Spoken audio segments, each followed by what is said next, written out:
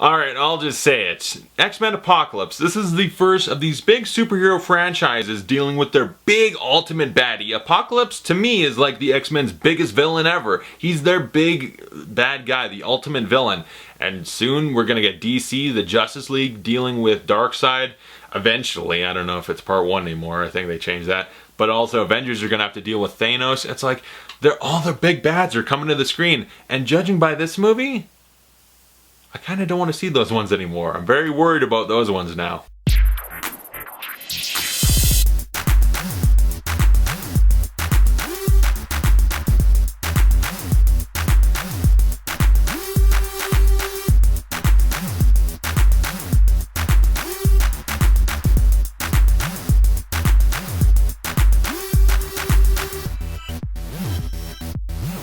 X-Men Apocalypse is the latest X-Men movie, which it is the 1, 2, 3, 4. This is the 9th X-Men movie, I believe. I got almost all of them on the shelf, except for Origins Wolverine, because that movie's fucking shit. I like all the other ones though, and they've been getting really good lately. I really enjoy the Wolverine, but this trilogy of prequel, reboot, sort of quasi-reboot prequel movies, if you will, it's a little confusing. Watch Days of Future Past. It gets confusing, but it all makes sense and wraps up in a little bow. But First Class, Days of Future Past, and this, like the First Class and Days of Future Past are my favorite X-Men movies. I love them. I love the new cast, the prequel cast, McAvoy, Fassbender, and all them. I'm in love with it. It's like, I want that to keep going on. It's super enjoyable. And as long as Hugh Jackman's willing to be Wolverine, give me that, because it's just, the guy's not only a specimen, it's just, he's the ultimate defining comic book version of Wolverine on the screen that can probably never will be replaced, okay? The guy's just the definitive Wolverine. Unfortunately, he's not in this damn movie, because this one is more like, less like Days of Future Past, more like First Class. As Wolverine's absent, we're dealing with Professor X, Magneto, and all the rest of the old X-Men, the original young, youthful X-Men that for some reason, between the 60s and now we're in the 80s, they don't seem to have aged more than a couple years. Continuity. Forgive me, I gotta go to IMDb and look up the entire cast because it's pretty damn big, but this movie is directed by Bryan Singer, and we have James McAvoy, Michael Fassbender, Jennifer Lawrence, Nicholas Hoult, Oscar Isaac, Rose Byrne, Evan Peters, Josh Hellman, Sophie Turner, Ty Sheridan, Lucas Tillis, Kodi, Smit-McPhee, I can't breathe, Ben Hardy, Alexandra, Shipp, Lana Corridor, Olivia Munn. That's a lot of fucking people! These X-Men movies, they just keep adding mutants to the list. They add them and add more and more mutants, and they can't support them all, they can't give them all fair screen time, but god damn it, they're gonna keep putting them in the fucking movies! And I'm okay with that. And in this movie, we're dealing with Apocalypse, the ultimate, in my opinion, is the ultimate X-Men villain. That's what I thought he was anyway. This, not prehistoric, I was gonna say, with the dinosaurs he roamed, but for a long ass time. He's the first mutant, he's got all these special powers, he's an ultimate badass, he's been living for thousands of years, decades, super long millennia, and now he's in the 80s. I was gonna say modern time, he's in the 80s, and he's dealing with all the X-Men. He's like, listen, I'm basically God, that's what I think of myself, so you mutants and humans, you've lost your way, you follow blind leaders. So his basic idea is, I'm a badass, so I'm gonna basically kind of cause an apocalypse, destroy everything, and those who can adapt and survive, good for you. The rest of you, fuck off, you're dead. I'm Apocalypse, I don't give a shit. Check out my biceps. That's basically the plot of the movie. And, yeah, this movie's a little bit of a hot mess. There's some issues, and still a lot of good stuff, but, ugh. Going into it's actually a little disappointing, really, because going into this movie, it was the third big comic book, not even the third, they had fucking Deadpool before. There was Deadpool, Batman v Superman, Civil War, then this, and then I guess Suicide Squad's even later. But this is the one that most people maybe forgot about, and is like, okay, yeah, there's also X-Men, I keep forgetting. I kinda did for a little bit. But like the one trailer I saw, I did not see what I now realize are the big spoilerific trailers ruining everything. But the one trailer had me very excited, like, this is gonna be really cool. Oscar Isaac's a fantastic actor, he's gonna own it as Apocalypse. Apocalypse. And all the new crew, Kodi Smit-McPhee as Nightcrawler should be good. Ty Sheridan as Cyclops, Sophie Turner as Jean Grey. All this stuff should be fucking awesome. Not to mention our old crew. I love them all to death. This is going to be fucking fantastic. And it was for most of the movie. I gotta say, the movie just really lost steam at the end. But let's just go with the cast for now. And even before that, let's go back more. Bryan Singer, director. The guy's dealt with X-Men the most. And I was gonna say most successfully, but it could be argued because Matthew Vaughn did just as good of a job with his one movie, First Class, as Singer has with all the movies he's done.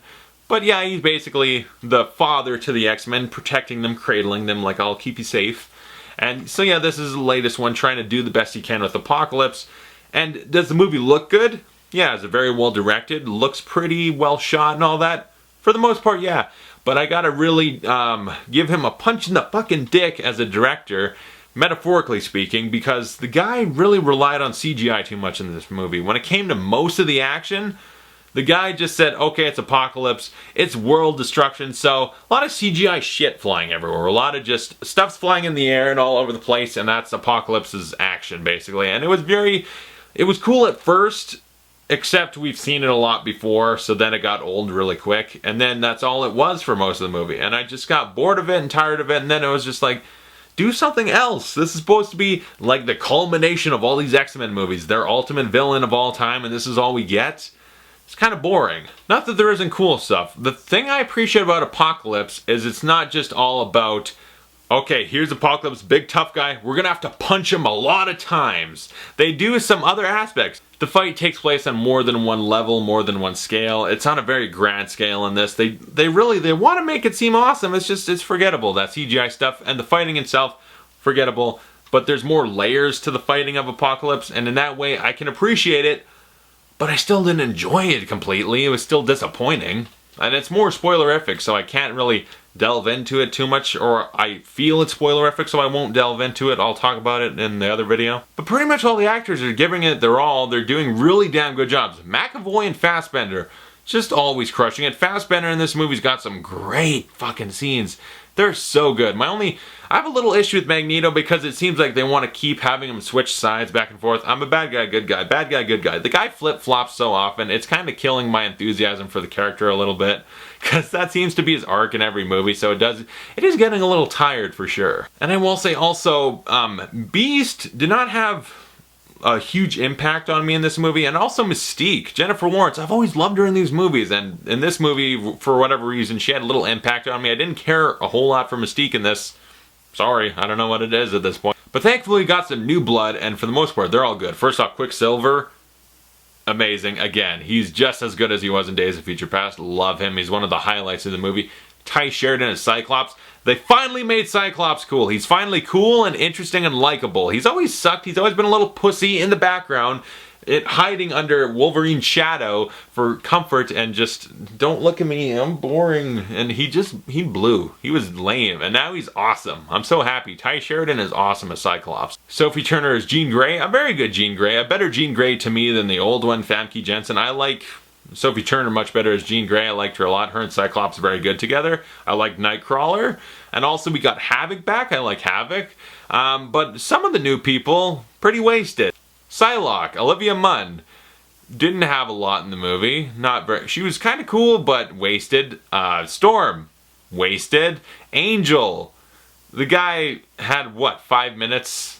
He was really wasted. And by the way, I'm a big fan of the 90s X-Men cartoon. Grew up on it right there with the Spider-Man and Batman one. Jubilee was a big part of that. All the Jubilee fans going in hoping she's going to be a big part of the movie.